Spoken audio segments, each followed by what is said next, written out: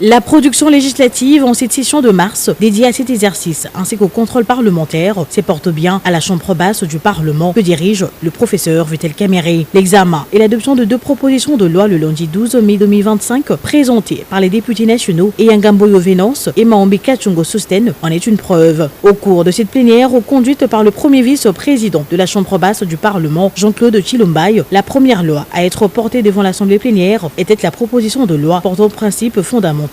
relatifs à la pêche et l'aquaculture en RDC du député national Maombi Kachungo Sosten. Avec cette proposition de loi, l'auteur entend mettre à la disposition de la République un texte de loi qui cadre avec la situation actuelle, étant donné que la loi en vigueur date du décret du 21 avril 1937. 88 ans plus tard, une réforme de cette loi ainsi que la proposition d'une loi en ce qui concerne l'aquaculture s'impose afin de garantir à la population une sécurité et une stabilité alimentaire ainsi que nutritionnelle indispensables à leur survie.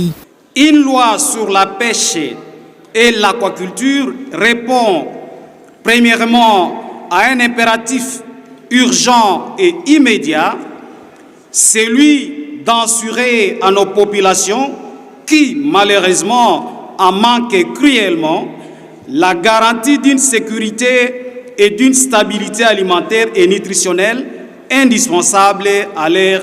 survie. La deuxième proposition de loi à être portée à l'intention de la représentation nationale, la proposition de loi modifiant et complétant la loi numéro 15/025 du 31 décembre 2015 relative au bois à loyer non professionnel des élus nationaux et Eyangamboyo Venance. Face à la mutation sociale, économique et juridique que connaît la République démocratique du Congo à l'heure actuelle, l'auteur a estimé que 10 ans après, cette loi doit subir également une évolution dans l'optique d'assurer une protection légale aux différentes parties prenantes. Avec 20 articles modifiés sur le 49 existant, un nouveau chapitre créé et 5 articles ajoutés, le porteur de la dite proposition de loi prône entre autres la fixation et le paiement du loyer en francs congolais ainsi que l'obligation de signer un contrat de bail devant le service de l'habitat. L'urbanisation sauvage et accélérée,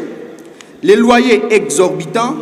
la prolifération d'acteurs non régulés, la dollarisation systémique du marché locatif alors que le pouvoir d'achat des Congolais est mis à rythme par la volatilité monétaire, les expulsions sommaires des locataires, les pratiques informelles et les litiges récurrents, les cautions excessives, les hausses incontrôlées des loyers, l'absence de contrats formels témoignent aujourd'hui que le cadre légal actuel ne protège plus adéquatement les droits fondamentaux des parties.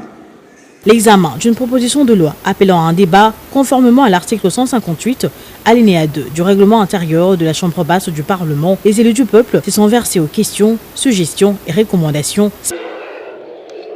Insister sur la surveillance des activités de pêche. Je considère que la proposition de loi du collègue a laissé libre la surveillance des activités de pêche.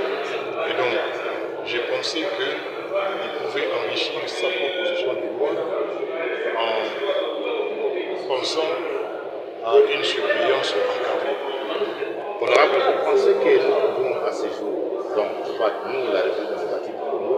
quitter de la pêche artisanale pour une pêche industrielle? Ce n'est pas un rêve, parce que par le passé, la pêche industrielle a existé en République démocratique du Congo.